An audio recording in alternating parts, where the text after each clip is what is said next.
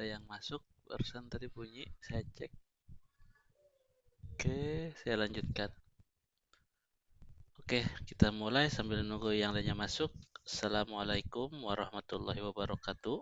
Selamat malam semuanya. Waalaikumsalam. Waalaikumsalam warahmatullahi wabarakatuh. Malam Pak. Selamat malam Pak. Ya, sama-sama. Oke, sebelumnya saya mohon maaf, harusnya malam hari ini kita offline di kelas, tapi saya masih belum bisa. Kita jadinya online malam hari ini. Untuk slide materinya, kita lanjut tentang komponen elektronik. Ada komponen pasif dan aktif. Dan ini cukup 2 slide, 2 pertemuan, berikutnya ke mekatronik, dan berikutnya ke komputer. Jadi diawali pertemuan kedua ini kita bahas tentang komponen pasif pada elektronik. Untuk slide materinya sudah saya postkan di e-kampus, beserta juga untuk penugasannya. Nanti kalau ada yang mau ditanyakan silahkan. Ini bobot penilaian dan juga kontrak perkuliahan. Bila mana ada yang mau ditanyakan, monggo silahkan sebelum saya lanjutkan.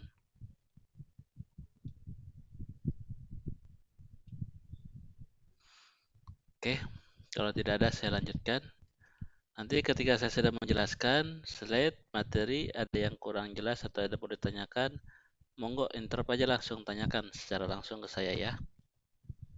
Oke, kita awali tentang komponen elektronik. Nah, komponen elektronik, kalau kemarin kita belajar di IoT, nah itu kita belajar yang namanya Arduino. Nah, di situ tuh berupa komponen elektronik, ada yang aktif dan juga ada yang pasif. Di mana setiap komponen yang digunakan mempunyai nilai dan fungsi yang berbeda. Nah, tergantung nanti komponen tersebut seperti apa. Dan komponen tersebut juga mempunyai tipe, nilai, dan simbol yang berbeda-beda. Walaupun sama, contohnya resistor, namun berbeda nilai, tipe, dan simbolnya. Baik itu resistor, kapasitor, transistor, dan yang lainnya. Nah, tipe dan nilainya biasanya melekat di body atau di tubuhnya si komponen tersebut. Yang mana bisa mengartikan, oh ternyata ini tipenya transistor NPN atau PNP. Oh ini resistor 1 kilo, ini 2 kilo. Oh ini kapasitor 2 mikrofarad, 2 nanofarad. Nah, seperti itu. Nah, di pertemuan hari ini kita bahas yang namanya komponen pasif. Bentar ada yang masuk. Di mana komponen pasifnya itu seringkali digunakan dibanding komponen aktif. Nah, komponen pasif ini pengoperasiannya tidak membutuhkan sumber tegangan atau sumber arus atau power. Nah, komponen pasif biasanya digunakan untuk pembatas arus, pembagi tegangan, tank sirkuit, filter pasif, seperti itu. Dan ini ada gambarnya berupa kapasitor. Nah, yang pertama komponen pasif yaitu resistor. Nah ini gambarnya seperti ini. Nah ini bentuknya resistor yang true hole. Berbeda kalau yang SMD. SMD berupa kode untuk nilai value-nya. Nah kita bisa, oh saya nggak tahu nggak bisa ngebaca nilai value-nya pakai resistor meter atau voltmeter atau ampere meter atau alat pembacanya multimeter. Nah itu bisa kebaca berapa hambatannya. Nah, resistor sendiri ini digunakan untuk menghambat atau sebut juga sebagai hambatan. Untuk menghambat dan juga untuk mengatur arus listrik di dalam satu rangkaian elektronik. Nah, satuannya nanti nilainya berupa ohm. Selain itu, resistor juga bisa dipakai sebagai pembagi arus, penurun tegangan, pembagi tegangan, ataupun penghambat aliran arus listrik yang lain.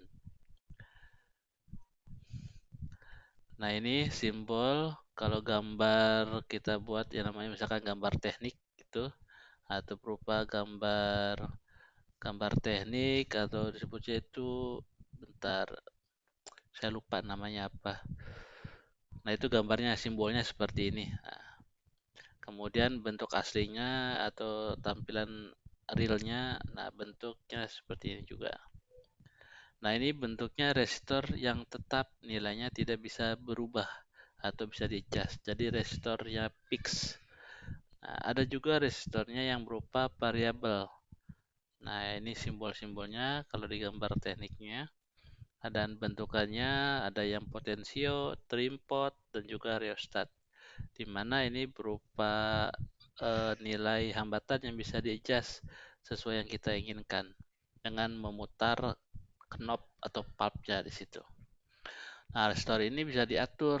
Nanti hambatannya tergantung, nanti ada ukurannya, misalkan 1 kilo sampai 5 kilo atau sampai 10 kilo atau berapa, seperti itu. Kemudian ada juga resistor atau hambatan berupa komponen yang sudah jadi. Nah, ini hingga berupa komponen yang namanya LDR atau Light Dependent Resistor. Nah, resistor ini berfungsi untuk mendeteksi adanya intensitas cahaya. Jadi kalau misalkan ada cahaya kecil, tapi kalau tidak ada cahaya nilainya besar. Nah, ini berdasarkan dari inputan dari luar. Kemudian ada juga termistor, di mana termistor ada yang tipenya PTC positif, ada yang NTC yang negatif. Nah, ini gambarnya dan simbol di diagram tekniknya. Nah, termistor sendiri ini resistor yang nilainya dapat dirubah-rubah tergantung dari suhu. Nah, ini juga sama seperti LDR. Kalau LDR pengentas cahaya, kalau ini suhu. Jadi kalau suhunya dingin, nanti terminal resistornya besar. Berbeda kalau yang negatif, itu minus. Nah, kalau misalkan panas, PTC-nya positif, kalau yang negatifnya minus. Nah, resistor ini disebut sebagai PTC atau positif temperatur koefisien. Kalau NTC-nya negatif temperatur koefisien. Seperti itu. Yang kedua, kapasitor. Nah, kapasitor sendiri ini berupa kondensator. Nah, berbeda dengan resistor. Resistor tadi penghambat, kalau ini kondensator di mana nanti komponen elektroniknya dapat menyimpan energi atau muatan listrik di sementara waktu. Nanti kalau lama-kelamaan akan hilang atau di-shortkan nanti juga hilang. Tapi jangan di-shortkan ketika dialiri listrik, nanti bisa meleduk. Nah, di sini nilai satuannya berupa farad. Fungsinya bisa menyimpan arus satu tegangan, kemudian juga bisa memilih gelombang radio untuk tuner, ataupun sebagai filter di dalam power supply. Nah, kapasitor sendiri sama seperti yang resistor. Yang di sini contohnya ada kapasitor fix. Nah, kapasitor fix ini ada dua jenis, ada yang non polar dan juga yang polar. Nah, non polar ini contohnya nilainya tetap, simbolnya seperti ini. Berbeda kalau yang polar, dia mempunyai kutub positif dan negatif. Nah, contohnya ada kapasitor keramik, polyester, kertas, dan mika. Ini yang non polar. Kalau yang polar, kapasitor elektronik dan tantalum. Nah, perbedaannya ini jangan sampai salah masang mana positif, mana negatifnya. Biasa kalau negatif ke ground. Berbeda kalau yang non polar, ini bebas. Mau salah masang juga tidak masalah. Kemudian ada kapasitor. Nah, ini yang penjelasannya tentang kapasitor fix yang non polar. Kemudian yang juga kapasitor polar yang memiliki kutub polarity positif dan negatif. Kemudian ada juga kapasitor variabel sama seperti resistor, di mana disebut dengan Varco atau variabel kondensator, atau disebut juga sebagai trimmer. Nah, ini bisa di-adjust katupnya sesuai keinginan kita. Misalkan saya ingin butuh value ini nggak ada di pasaran, ya udah dipasanglah Varco atau trimmer. Kemudian ada juga yang ketiga, induktor. Nah, kalau induktor fungsinya sebagai pengatur frekuensi, filter, dan juga sebagai kopel atau penyambung. Oke, beda kalau resistor penghambat, kapasitor kondensator. kalau ini sebagai kopel penyambung. Nah, induktor atau koil atau lilitan, nah ini biasanya ditemukan pada peralatan elektronik yang berkaitan dengan frekuensi atau tuner, contohnya di radio. Nah, satuannya berupa Henry atau H. Nah, nilai induktor atau nilai lilitan atau koil tergantung ada 4 faktor. Yang pertama, jumlah lilitan. Semakin banyak lilitan, semakin tinggi induktansinya, semakin besar H-nya. Kemudian diameter induktor. Nah, diameter ketika dililit kan ada diameternya tuh di tengah. Nah, semakin besar diameternya, semakin tinggi pula induktansinya. Kemudian permeabilitas inti, yaitu inti yang digunakan, ada yang menggunakan besi untuk diameternya, ada yang menggunakan udara, ada juga berupa perit atau magnet. Nah, kemudian ukuran panjang induktornya. Nah, semakin pendek induktor atau koil, semakin tinggi induktansinya. Nah, ini contoh gambar induktor, di mana fungsinya induktor sebagai pengatur frekuensi, pelipat tegangan, ataupun pengkopel, penyambung. Nah, macam-macam induktor ini ada 2, nilai induktor yang tetap sama nilai induktor yang variabel atau disebut sebagai coil variabel atau induktor variabel. Nah, ini contoh gambarnya seperti ini. Oke. Kemudian yang keempat komponen pasif yaitu trafo. Nah, trafo sendiri sama seperti induktor yang mana lilitan menggunakan dari perit, namun di sini bentukan yang sudah jadi tinggal digunakan. Nah, beda kalau induktor itu kita bisa membuat, tapi kalau komponen sudah jadi hanya untuk frekuensi kecil. Nah, transformator sendiri untuk trafo, untuk menaikkan ataupun menurunkan tegangan AC. Nah, trafo ini hati-hati, jangan asal bermain, bisa kesetrum. Yang mana inputannya berupa AC tegangan 220 dan outputannya berupa AC bisa ke 12 ataupun berapa tergantung keinginannya. Nah, contoh ini trafo 1 ampere, di mana tegangannya dari 110 sampai 220. Dan ini, nah trafo itu ada 2. Ada yang trafo step up, ada yang trafo step down. Nah, trafo step up ini fungsinya outputnya nanti bisa menaikkan tegangan AC. Misalkan zaman dulu itu masih ada 110. Kalau sekarang udah lama, udah nggak ada, udah lama. Kebanyakan 220. Nah, bedanya mungkin nggak stabil. Itu doang, karena mungkin groundingnya nggak dipasang sama PLN. Nah, jenis trafo step up ini nanti digunakan untuk menaikkan tegangan AC. Nah, sehingga nanti untuk trafo step up jumlah lilitan kumparan sekunder atau outputnya lebih banyak dibanding yang primer, yang input. Nah, itu berbanding terbalik dengan trafo step down, di mana fungsinya untuk menurunkan tegangan AC-nya. Jadi jumlah lilitan yang primer inputan lebih banyak dibandingkan dengan yang outputan. Nah, ini cara mengukur atau membaca nilai si resistor. Nah, ini ada resistor, contohnya ada warna-warni di bodinya, yaitu sebutannya Mejiku Hibinu. Nah, di sini ada nilai pertama hitam 0, coklat 1, merah 2, jingga 3, kuning 4, hijau 5, biru 6, ungu 7, abu-abu 8, putih 9. Nah, untuk body yang pertama itu digit pertama, selanjutnya digit kedua dan digit ketiga. Dan untuk yang keempat itu faktor pengali. Nah, faktor pengali ataupun toleransi yang digunakan. Nah, ada yang menggunakan 4 label, ada yang menggunakan 5 label. Nah, di sini resistor bagaimana caranya menghitung secara manual kalau kita melihat dari bodinya. Oke. Nah, contohnya misalkan resistor 4 gelang. Ada 4 gelang warna merah, coklat, emas. Nah, merah itu berarti angka 2. merah angka 2, coklatnya berarti gelang 3 itu angka 1. Nah, pengalinya itu 10 pangkat 1. Dan yang keempat itu emas. Emas itu berarti emas. Nah, emas berarti toleransi plus minus 5%.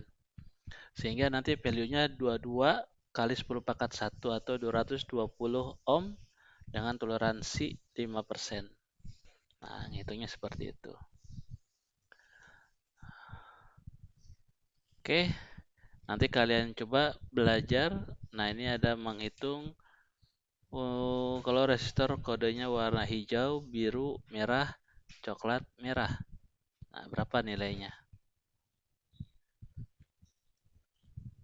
Kemudian ini juga ada buat pembelajaran kalian di mana resistor warna hijau, biru, merah, coklat, merah, dan yang kedua warna kuning, ungu, oranye. Namun tidak ada gelang toleransinya, berarti diabaikan. Hanya ada 3 warna saja. Oke, dari sini ada yang mau ditanyakan?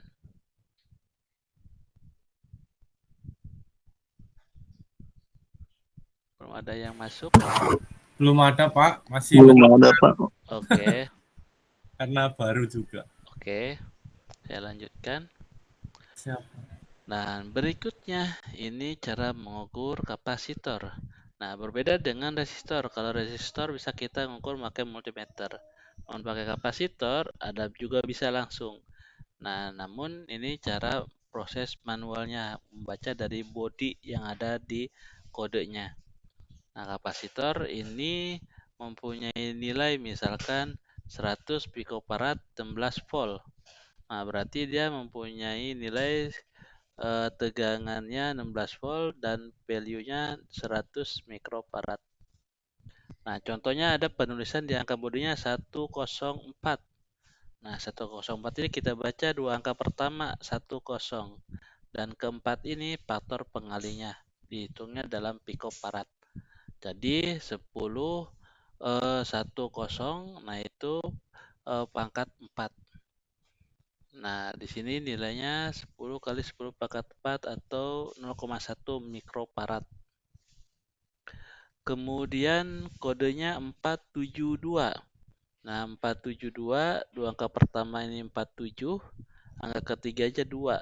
Berarti 47 kali 10 pangkat 2 pikrofarad atau 4,7 nanofarad. Oke. Nah, ada juga kapasitor memiliki toleransi.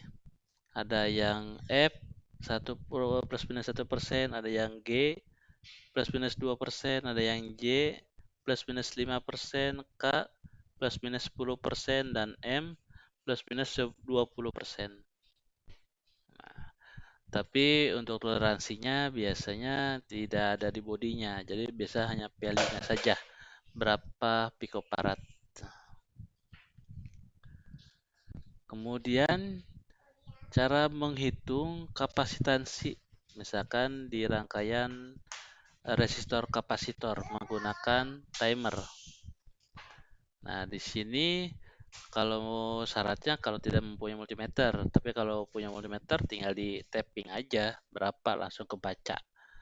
Nah, di sini nanti untuk menghitung waktu pengisian ketika di arus listrik berapa lama, nah ini bisa dicari dengan rumusnya R kali C. Dan untuk kapasitansinya C sama dengan T dibagi R. Jadi ada berapa waktunya nih kalau misalnya saya hidupin power supply itu pengisi supaya terisi power supply sekian. Nah, bisa dikalikan bisa dihitung nilainya dengan cara mengalihkan R kali C. Nah, bentar ada yang masuk.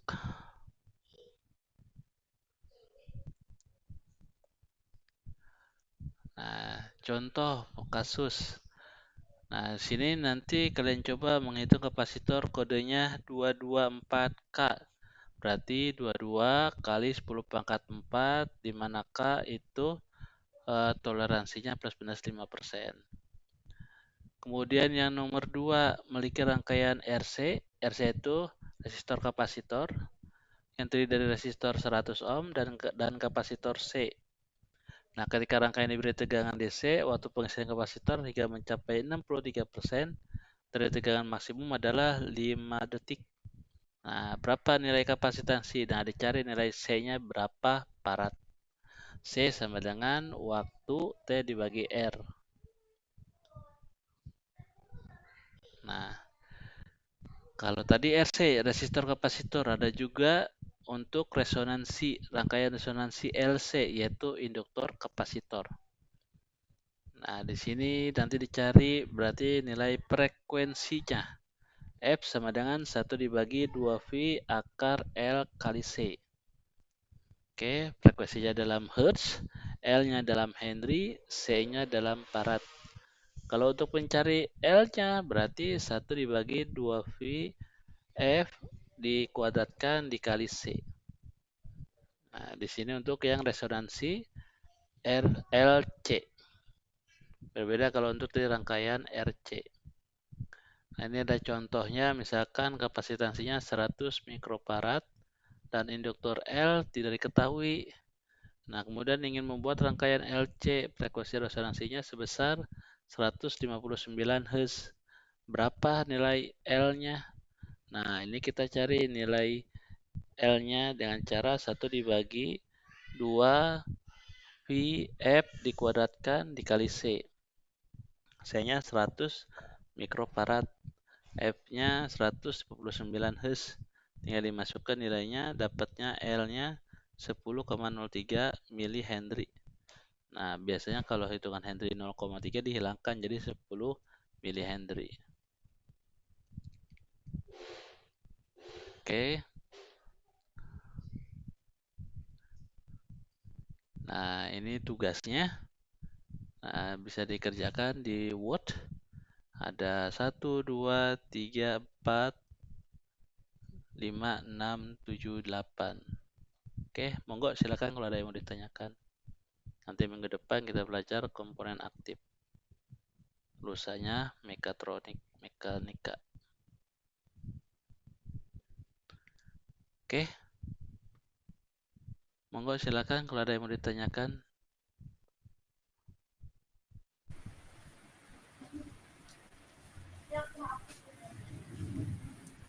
Kalau ada yang belum paham cara membacanya, tanyakan ya.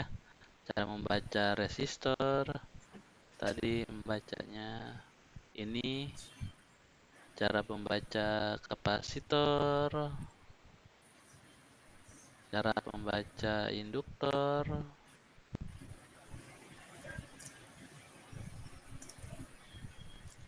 Kalau buta warna agak kesulitan mungkin ya Pak. Nah, kalau buta warna agak kesulitan, betul. Khusus untuk yang resistor ya. Nah, tapi nanti bisa solusinya bisa menggunakan multimeter. Seperti itu.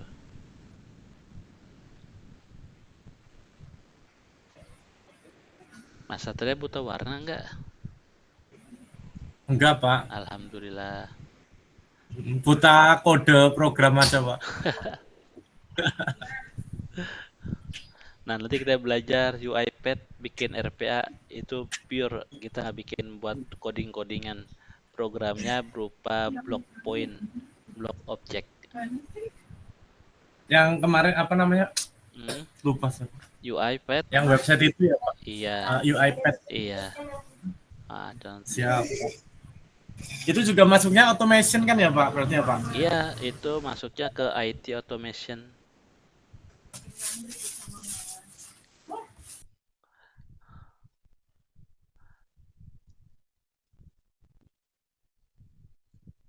Ini masuknya ke IT automation, khususnya ke RPA atau robot process automation.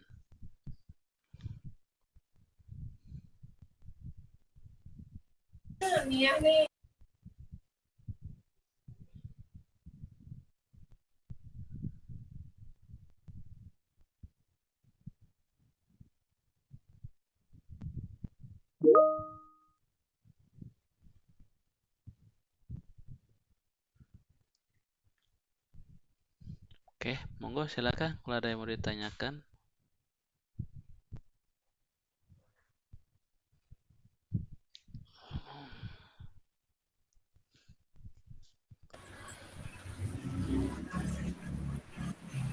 Untuk kapasitor dan induktor berarti bisa dikolaborasi sama itu ya Pak, ESP32 Iya, bisa. atau yang lainnya ya Pak? Iya, bisa. Contohnya yang resistor mau dikolaborasikan dengan pakai yang ESP32 untuk Arduino atau yang lain. Nah, itu bisa digunakan. Nah, yang udah jadi produknya contohnya yaitu ini LDR atau termistor. LDR untuk membaca intensitas cahaya. Nah, biasa sensor cahaya atau ini termistor sensor suhu. Nah, kalaupun mau buat sendiri silakan dari berbagai macam resistor, rada ribet.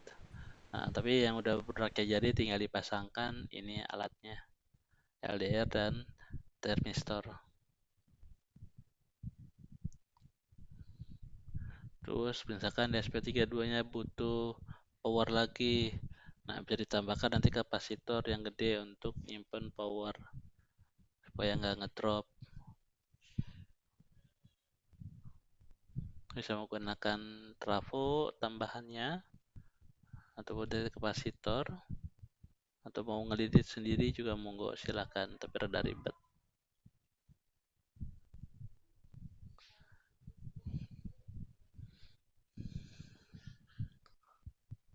Oke, monggo silakan kalau ada yang mau ditanyakan yang lain. Mungkin masih pada mencerna Pak, Iya, gak apa-apa. kecuali SMK Elektro mungkin lebih. Iya, jadi walaupun di IT ataupun di Fakultas Teknik Informatika ini emang tidak dikhususkan, namun perlu ada ilmu jadi supaya tahu. Oh, ternyata tuh ada yang bentuk yang seperti ini, terus ada cara seperti ini. Namun tidak perlu dikhususkan kalau dari teknik elektro ini harus ngerti. Seperti itu.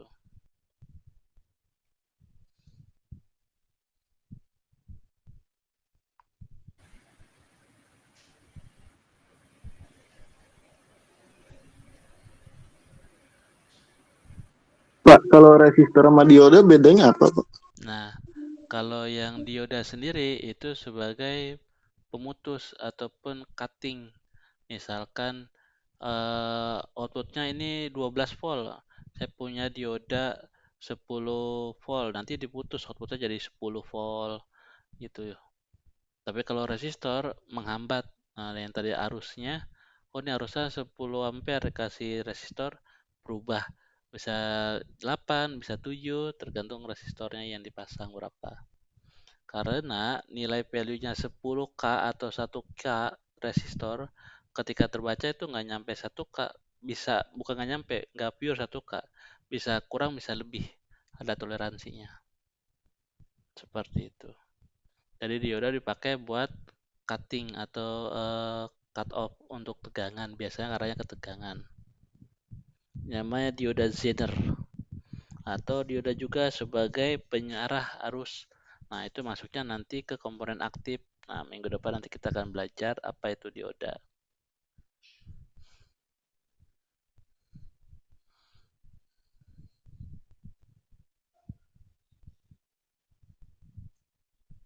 Oke, ada lagi?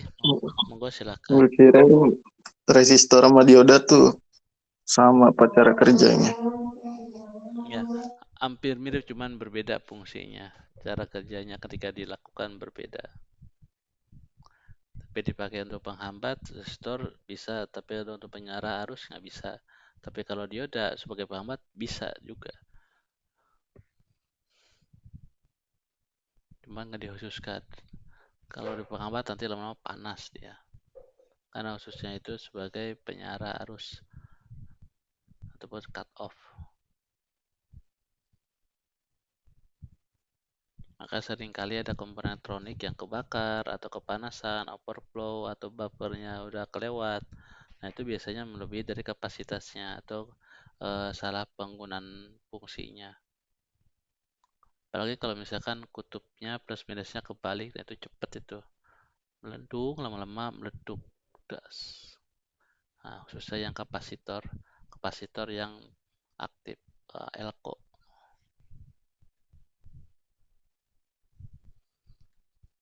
Monggo silakan, ada lagi yang mau ditanyakan? Nanti kalau misalkan ada yang kurang paham, ada yang mau ditanyakan di luar jam kuliah, monggo silakan tanya ke saya, bisa lewat WA group atau Japri atau email. Terus jangan lupa untuk tugasnya, kalau ada kesulitan tanyakan, tugasnya paling lambat sebelum UAS, dan jangan sampai lupa untuk absen. Dan sekali lagi saya minta maaf belum bisa sempat untuk offline ke kelas atau ke kampus, masih fisioterapi, masih dalam perawatan, belajar untuk jalan.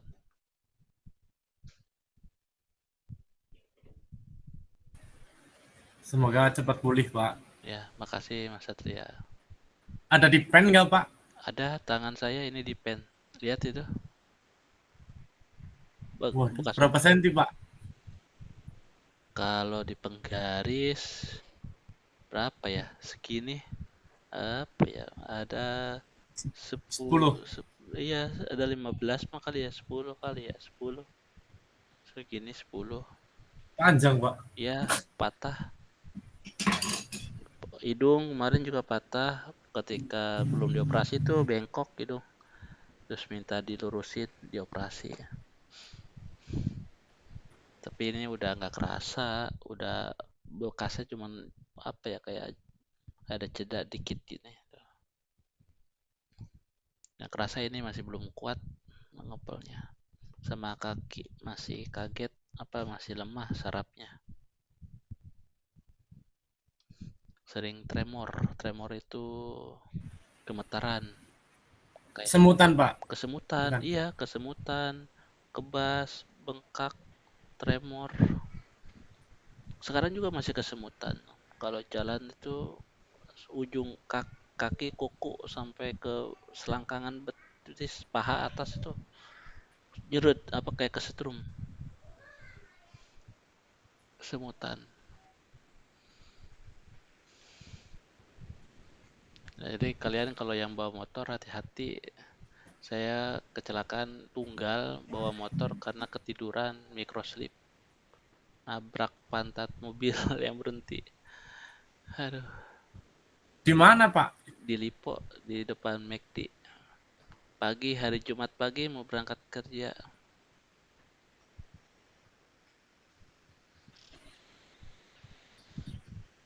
Depan McD tinggal ke ini ya. Arah mau kayak jeep, iya. Kan muter dulu.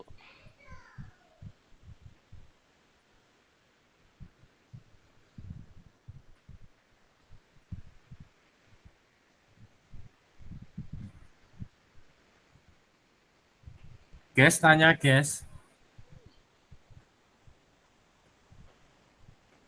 Apakah ada yang masuk baru? Oke, belum ada.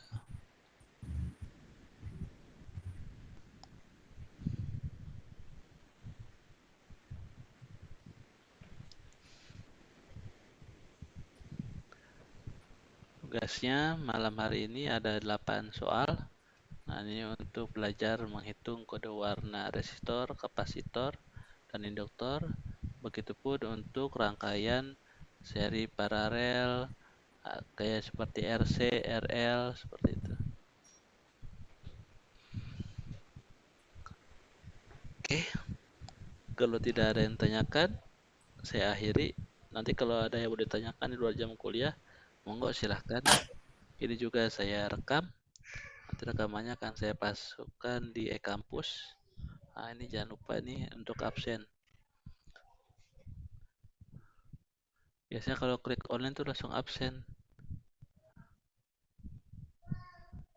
Ini tahu e-kampusnya belum kebaca apa ya. Biasa ada di sini nih absen yang online.